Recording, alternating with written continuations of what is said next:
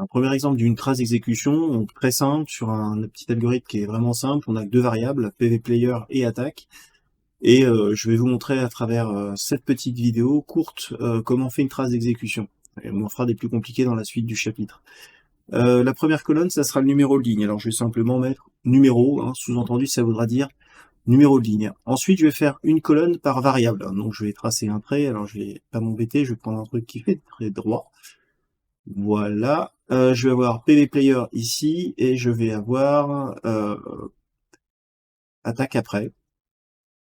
Voilà, je vais passer une horizontale, hop, pour faire un truc le plus propre possible.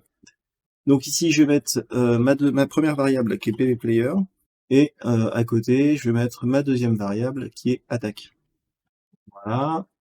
Et puis, je vais dérouler l'algorithme tranquillement, en faisant ligne à ligne, et en appliquant ce qui se passe.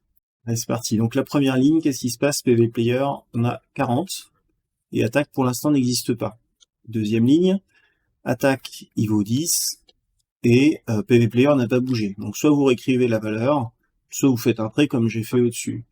Troisième ligne, PVPlayer, c'est PVPlayer moins attaque. PVPlayer, c'est PVPlayer, donc 40, moins attaque, donc moins 10, 40, moins 10, 30.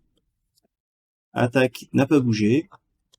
Quatrième ligne, attaque c'est 2 fois l'attaque, donc PVPlayer n'a pas bougé, c'est toujours 30, donc un trait ou 30.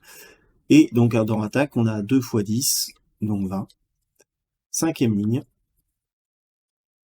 PVPlayer, c'est PVPlayer moins attaque, donc 30 moins 20, c'est 10, et attaque n'a pas bougé. À la fin de ce petit travail, on a l'état de nos variables à la fin de l'algorithme. Voilà, tout simplement, rien d'autre à dire.